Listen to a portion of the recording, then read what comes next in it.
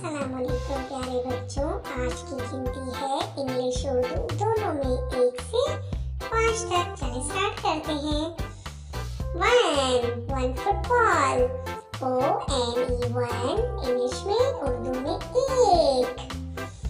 ये रहा 1 football, 2 football, English में गिनती TWO2, उर्दू में दाल वाव 2।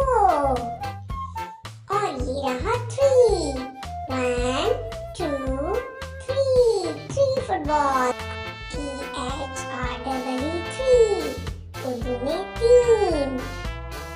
और ये रहा 4 1 2 3 4 कैरेट्स, इंग्लिश में FOUR 4, उर्दू में 4।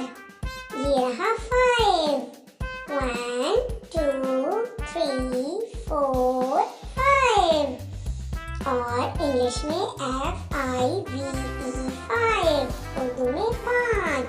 फिर दोबारा गिनते हैं 1 2 3 4 5, और इंग्लिश में 1 2 3 4 5, उर्दू में 1 2 3 4 5।